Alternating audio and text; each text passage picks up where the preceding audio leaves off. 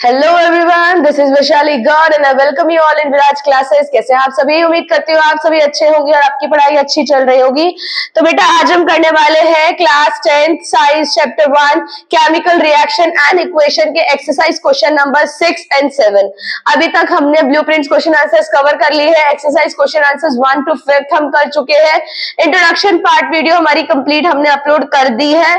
तो जो भी हमारे न्यू व्यूअर है तो वो सबसे पहले जाकर के इंट्रोडक्शन पार्ट वीडियो को जरूर देखें बेटा। अगर वो वीडियो आपको समझ में आ गई, अगर वो पार्ट आपने देख लिया तो ये क्वेश्चंस करने आपके लिए बहुत इजी होने वाले हैं। ठीक है, तो सबसे पहले इंट्रोडक्शन पार्ट वीडियो को जरूर देखें। तो बिना टाइम वेस्ट करिए शुरू करते हैं आज की वीडियो। चलिए, पहला क्वेश्चन कह रहा है balance the following chemical equation. कुछ केमिकल इक्वेशन आपको गिवन है, उसे आपको बैलेंस करना। देखिए, बैलेंसिंग हम लोग पहले भी कई क्वेश्चनों में करके आए हुए हैं। हमने जो है ब्लूप्रिंट्स क्वेश्चन आंसर में भी बैलेंस करे, 1st to 5th में भी हमने बैलेंस किए, और हमने जब इंट्रोडक्शन पार्ट वीडियो उसमें भी हमने कुछ एग्जांपल्स लिए थे बैलेंस करने के। तो यहाँ पे देखिए क्या दे रखा है आपको, HNO3 प्लस CaOH की पावर 2 अब देखो यहाँ पे आपको क्या करना है, मैंने आपको जो है बैलेंस करने के दो तरीके बताए थे। या तो सिंपलर आप देख करके बैलेंस कर लो, या फिर आप टेबल बना लो। टेबल कुछ इस तरीके से आपकी बनती है। इधर आप लिखोगे सब्सटेंस जो भी है, अगर ऑक्सीजन है, हाइड्रोजन है, रिएक्टेंट में कितने, प्रोडक्ट में कितने, वो नंबर आप वेरी कर लो एंड देन उससे आप कैलकुलेट कर लो कि किसमें किसमें क्या बढ़ाने की जरूरत है। वो सारी चीज आपको यहाँ से क्लियर हो जाएगी। चलिए फर्स्ट देखते हैं HNO3। अब यहाँ पे अगर हम बात करें तो H कितना है 1, NO3 कितना है। अब यहाँ पर भी देखो आपको क्या करना है, जितने एलिमेंट्स यहाँ होने चाहिए उतने कंपाउंड्स आपके यहाँ होने चाहिए। ठीक है, मास यहाँ पे देखिए, जब भी हम बात करते हैं केमिकल रिएक्शन की, क्या केमिकल इक्वेशन की, तो केमिकल इक्वेशन को बैलेंस करने की जरूरत क्यों पड़ती है? क्योंकि वो एक लॉ को फॉलो करते हैं, law of conservation of mass. मतलब कि जितना मास आपने रिएक्टेंट में लिया है उतना ही मास आपका प्रोडक्ट में आना चाहिए। तो इसीलिए हम लोग यहाँ पे हमें क्या कर रहे हैं, बैलेंस में हमें यही करना है कि हमें देखना है जितने रिएक्टेंट में हमारे पास में कंपाउंड्स है उतने ही हमारे पास में एलिमेंट्स क्या होने चाहिए, प्रोडक्ट में होने चाहिए, और दोनों क्या होने चाहिए, सेम अमाउंट होना चाहिए, कम ज्यादा नहीं होना चाहिए। अगर कहीं कम है तो दूसरे साइड में उसको बैलेंस करके इक्वल कर देना है आपको। ठीक है जी, चलिए यहाँ पर बात करते हैं। देखिए हमारे पास में ये रिएक्टेंट है आपके और ये आपके प्रोडक्ट है। अब बात करते हैं, देखिए NO3 की बात करते हैं। यहाँ पे NO3 के कंपाउंड्स कितने हैं आपके पास में, 2 है। यहाँ पे NO3 कितना है, 1 है। NO3 को 2 करने के लिए आप क्या करोगे, यहाँ पर 2 लिखोगे। ठीक है भाई, 2 लिख दिया। अगर यहाँ पे आप 2 लिखते हो तो यहाँ पे आपके पास में हाइड्रोजन 2 हो जाते हैं, वो मैंने यहाँ पे बैलेंस कर दिया। चलिए, ये वाला आपका पूरा टर्म यहाँ पे बैलेंस हो गया। अब यहाँ देखिए CA यहाँ पर भी एक है और यहाँ पर भी एक है। OH2 यहाँ पे क्या कह रहे हैं आपको, ऑक्सीजन भी 2 कह रहे हैं, हाइड्रोजन भी 2 कह रहे हैं। यहाँ से आपका देखिए ऑक्सीजन 6 बन रहा है और यहाँ पर भी क्या बन रहा है आपका, ऑक्सीजन 6 बन रहा है। लेकिन यहाँ पर अगर हम बात करें तो एक सिंगल ऑक्सीजन वो यहाँ पे आपका बैलेंस हो गया। चलिए, हाइड्रोजन यहाँ पर 2 है, यहाँ पर भी 2 है, ये भी आपका बैलेंस हो गया। लेकिन यहाँ पर बात करें तो 2 यहाँ 3 दूनी 2 दूनी 4 आपके होने चाहिए, लेकिन यहाँ पे 2 है और यहाँ पे भी आपके 2। यहाँ से इस तरीके से आपका क्या हो जाएगा, ये पूरा बैलेंस हो जाएगा। आपको सिर्फ ये देखना है कि पर्टिकुलर कौन सा सब्सटेंस आपका कितना है। यहाँ पे जैसे आपने HNO3 देखा तो हाइड्रोजन अलग देखोगे, NO3 अलग देखोगे, कार्बन अलग देखोगे, OH कंपाउंड आपका अलग देखोगे और उसको डायरेक्ट आप क्या कर दोगे बेटा, यहाँ पे बैलेंस कर दोगे। सेकंड देखिए आपने क्या कहा हुआ है, NaOH को अगर आप बैलेंस करोगे तो यहाँ पे देखिए Na यहाँ पे कितना है 2 और OH की बात करें तो यहाँ पर देखो हाइड्रोजन कितना है आपके पास में 2 है। ठीक है जी, तो यहाँ पे आपको क्या करना है, सबसे पहले 2 को यहाँ पे नाइट्रोजन को आपको सोडियम को बैलेंस करना है, Na को आपको बैलेंस करना है। तो यहाँ पे Na2 है तो सीधा सीधा आप वहां क्या लगा देंगे, 2 लगा देंगे। तो ये लीजिए 2NaOH बन गया।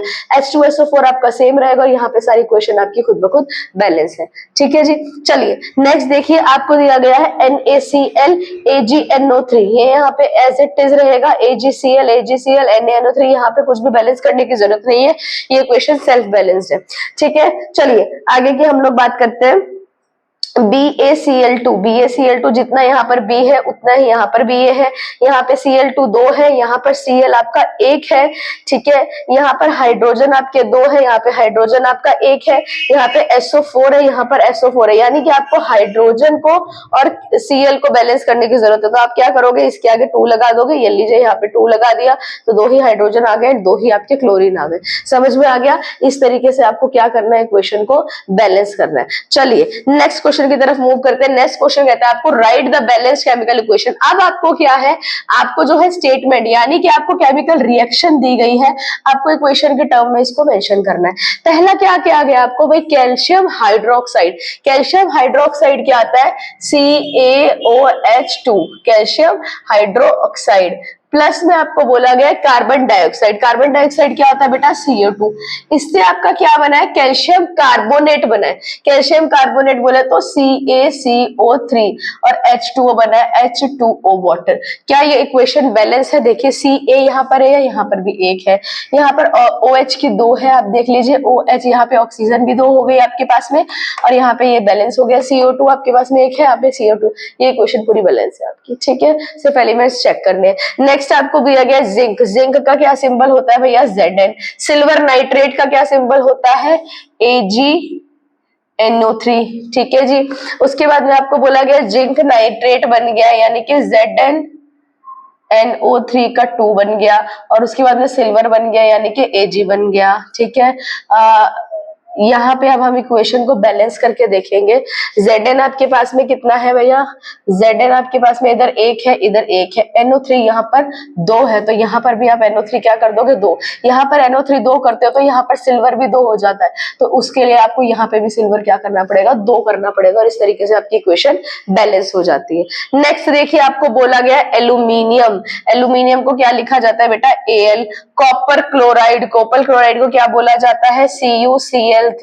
क्या बन गया, एल्यूमिनियम क्लोराइड। एल्यूमिनियम क्लोराइड क्या होता है, AlCl3, और प्लस आपको बोला गया है कॉपर। कॉपर क्या होता है भैया, Cu होता है, ठीक है। कॉपर क्लोराइड बोला गया है आपको, तो यहाँ पे आप क्या लिखेंगे, 3CuCl3 लिखोगे भैया आप, ठीक है। तो अब यहाँ से अगर हम इक्वेशन को बैलेंस करने चलते हैं, तो बैलेंस करने के लिए आप देखिए एल्यूमिनियम को कॉपर क्लोराइड से 2Al आएगा आपका, एल्यूमिनियम क्लोराइड आ जाएगा, ठीक है। चलिए अब देखिए Cu आपके पास में यहाँ पर 3 है, यहाँ पर Cu कितना, 1 है। बैलेंस करने के लिए क्या करोगे, यहाँ पर 3। Cl आपके पास में कितना है भैया, 3 तिया 9, यहाँ पर Cl कितना है, 3, तो यहाँ पे क्या कर दोगे, 3 कर दोगे, ठीक है जी। उसके बाद में बात करें यहाँ पे एल्यूमिनियम आपके पास में कितना है, 2, यहाँ पे एल्यूमिनियम कितना है, 3, यहाँ पे इसको बैलेंस करके लिख दो 3, and that is your answer. Clear है। सिर्फ आपको एलिमेंट्स के सिंबल पता होने चाहिए, सिंबल आपको रिप्रेजेंट करना है, और उसके बाद में आपको क्या करना है, उसको बैलेंसिंग करना है। चलिए सॉरी। नेक्स्ट है बैरियम क्लोराइड।